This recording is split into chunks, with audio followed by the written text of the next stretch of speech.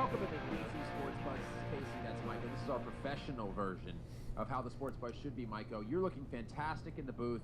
Hair and makeup ready to go. I'm still in my mom's basement, but the Sports Buzz is back and looking good. We got a lot to get into here, Michael. Got a lot of Redskins talk going on. But first, I want to tell you, I was on the 405. I live in L.A. here recently, and I looked over, and what did I see? There was a dude driving on the 405. He had one hand on the wheel, one hand on his cell phone, and wouldn't you guess what was on his cell phone? He was watching pornography on the 405. It was old, like, big, bushy 80s pornography. My mother was in the car. My sister was in the car. It was literally when I was taking my mom to the airport after Thanksgiving. So the lasting image she had of L.A. with her baby boy was the three of us, our heads turned, watching some old dude flash porn. I got his attention. He actually, he didn't seem embarrassed at all. He just turned the camera toward me so I could enjoy it as well. So that's what it's like out here in L.A., Michael. If you come to L.A., make sure to load as much pornography as on your phone as you can, because that's what we do in L.A. We sit in traffic and watch porn. Now, were your mom and your sister, your family, they were in the car with you? What was their reaction? They, you know what? I think they were kind of disgusted at me trying to get the guy's attention. And then when he turned it over to me, we had this moment, me and that guy, of like this, you know, this bonding moment, I think. So it wasn't my proudest Thanksgiving with my family. When I look back years from now, I don't think I'm going to look to remember the Thanksgiving where I watched cell phone porn with my family on the way to LAX. That's for sure. I mean, I don't think I've ever seen something like that. You know, someone watching porn in their car on their phone. I mean, that I don't know. That's pretty ridiculous to me. And you know, it brings up it's an interesting idea. I'll just put it that way. Very interesting. Dude, traffic's bad out here. You got to pass the time somehow, I think. Hey, I mean, if you're at a stoplight too, you know, you never know. And for me out here, if I ever do that, it's going to be uploading RG3's highlight reel to my cell phone camera, and that's what I'm going to be getting a creeper to, because he's playing amazing, Michael. I mean, you know, the game last week, the Giants game, unbelievable. That was a game the Redskins of years past lose. I mean, that's a game where everything's on the line, where the defense doesn't make a stop, or the offense doesn't come through with a big play. But they found a way to win that game 17-16 and keep the playoff hopes alive. One game back of the Giants, and what an incredible atmosphere. I can only imagine what it was like. I know you were in the DC Sports Buzz booth sexually harassing the waitresses. What was the atmosphere like at FedEx? It was crazy. I mean, I've never seen FedEx that packed in years there. Usually when you go to a game at FedEx, you know, the club level seats are kind of half full. You know, the upper level corners are kind of, you know, sporadic. Like there's some empty seats, but you know, the whole place was packed. It was 90% Skins fans, and the place was just so loud. Like I woke up the next morning, my ears were ringing, and you know, just to watch the Redskins offense. I mean, the number one rushing offense in the NFL right now, and they racked over 200 yards against the Giants last week, and seeing, you know, Alfred Morris go over 1,000 yards, and you know, RG3 had about 70 or 80 yards rushing, and it was just incredible. And then, you know, the fact that they actually like closed out the game, you know, with the ball running out the clock, I just haven't seen that in a while from the Skins. Usually it's, you know, you run it a few times, you punt, turn it over to the defense, and defense gives up a big play, and that's the ball game. So, and you've got Garcon, which somehow he's been hurt, hasn't had surgery. I mean, you wouldn't know he's hurt to look at him. He's making big plays. He's still got that explosive speed. I would love to have one of our loyal listeners call up and say how the hell he's able to do this, and then it begs the question, why didn't he play with this injury earlier? I don't know if this was just a matter of time that he had to get used to this injury, play through it, or the treatment helped him now, but he's playing incredible. He's added that vertical threat to this team. He's just a huge weapon that RG3 has. He's targeting him a lot, and he's really been a huge boost to this offense since coming back from the injury. Yeah, and they're going to need him again this week against the Ravens. I mean, against another big vertical threat in Torrey Smith, who's been the Ravens' go-to big play receiver, a speed guy, you know, and he's going to be coming out tomorrow against the Redskins defense, you know, and against a guy like D'Angelo Hall, who's been on crutches most of the week with an injury, and it's going to be a key matchup to watch tomorrow during the game. And you know, can the Redskins defense get enough stops to get the ball over to the offense and have the offense and RG3 do their magic? Because I'm not worried about the offense. I'm worried about the defense. You know, the offense is going to get their points. And how about Kai Forbath? Was he 11 for 11 this year on kicks? He's playing lights out. I mean, I feel like if you walked into to the defense, it'd be like going to a senior home. Kids playing like checkers with all the chess and everything, because these guys, so many guys are hurt. So many guys are walking throughout the week in walking boots, neck braces. I mean, to think that these guys are then going out on Sunday and playing is crazy. And now that Cedric Griffin is out, that's going to even add to a very depleted secondary there. But, you know, the Ravens defense isn't that much better. They're 23rd ranked against the run and the pass. So it's not like the Redskins are going against a tough defense this week. I think the Redskins are going to run all over the Ravens here this week. Alfred Morris, RG3. You and I could probably get out there and go for 60. I like the matchup on the ground for the Redskins going into this game. We'll get to our predictions later, but you know, a lot of people are predicting who the best rookie QB is and who's going to win Rookie of the Year. Right now, you've got all these great QBs from this past year's draft class. You've got guys like Robert Griffin III, obviously, Andrew Luck, Russell Wilson, Brandon Weeden, Ryan Tannehill. All these guys are starting for teams now. All these guys are starting too. Yeah, yep, exactly. And you know, some of them are producing very well. I mean, you got guys like RG3 and Andrew Luck and Russell Wilson, who all have over 60% completion percentages. You know, right now in the NFL, and you know, it's a very tight race, I think, between sort of. I think actually all three guys, to be honest. I'm a homer. I like RG3, but you know, Andrew Luck has had a lot of fourth quarter game-winning drives, and Russell Wilson has been, you know, very poised under pressure, led his team down the field, you know, a few times in games. So, you know, you've got all these great guys out there, and I mean, I don't know, like it seems like it's every year it's going to be about who's your quarterback. You got to have a stud quarterback, and here are these guys that are young, and they're going to be up and coming guys and starters for years to come. It's crazy to think about. The trend in this league forever was that you get a young quarterback, you develop him, in 3 or 4 years he plays. All of those guys you mentioned are playing this year, their first year in the NFL, and they're all doing pretty well. Tannehill's doing well, Weeden's doing well. Obviously, I mean, you mentioned Russell Wilson, Luck, Griffin. I mean, there isn't really any of these guys, with the exception of maybe Foles, but Philadelphia is terrible. That's really having a bad year. And I think the conversation, as you mentioned, is between Wilson, Luck, and Griffin. I would put them in that order. Could be a homer pick. I know, obviously, Luck, I think he might throw for 5,000 yards. I think the Rookie of the Year really will come down to the playoffs. Who leads their team to the playoffs?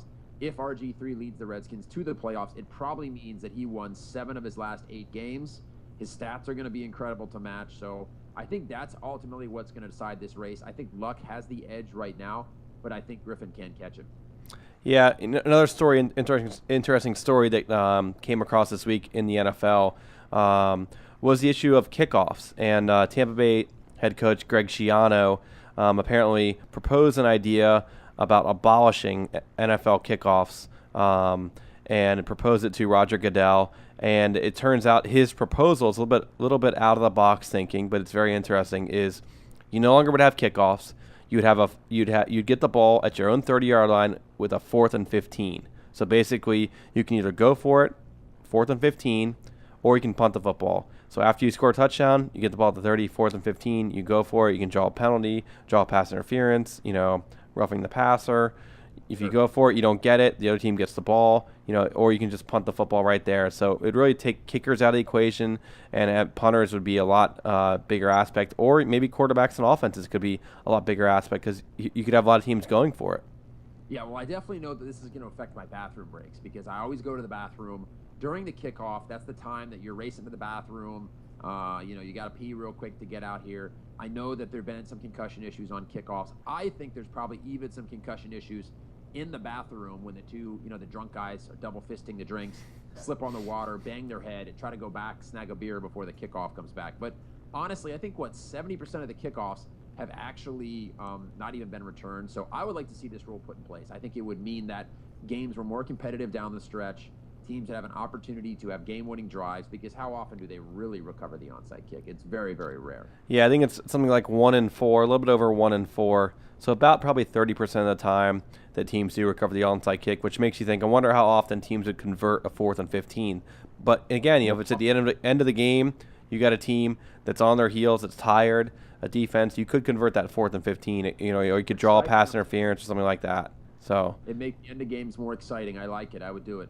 Yeah. So there was actually some news on Thursday about the NHL and obviously the lockout. There were rumors that the NHL was close to an agreement. I believe the Players Association came out and said that they were close to coming to an agreement with the NHL, and then Gary Bettman, the NHL commissioner, came out and said that's not true. We're nowhere close to coming to a deal.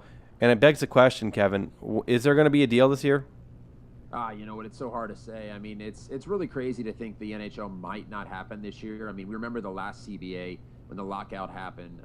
The NHL was just recovering, I think, when this CBA was up. They were finally getting back on NBC. I mean, they were on networks that you had to be standing on top of buildings with a coat hanger standing in water to be able to get an NHL game. And they're finally having their games broadcast again, and they're locked out. I think it's a terrible decision by the owners to do this. I mean, the owners are the ones that are driving salaries up. The owners are the ones that are paying these guys the exorbitant amount on these contracts, and now they're coming around and saying they don't want to honor these contracts that they already signed. So I got to think and I got to hope that they find a way to be able to close a deal. It's bad for both sides if there's no hockey this year.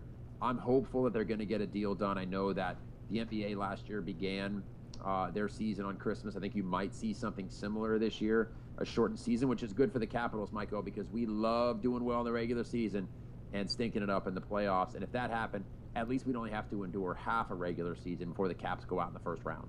Well, we're getting up here to prediction time. Let's start out NHL lockout. What is your prediction? Is there going to be a season this year? If there is, when's it going to start? I'm going to predict with my heart and probably not my head here, but I'm going to say that the NHL reaches an agreement for a new CBA. Hockey starts up around Christmas, just like the NBA. We have a shortened season. It doesn't look like it's going to happen right now, but I'm going to pick with my heart because enough to reach. And what are your thoughts, Micah?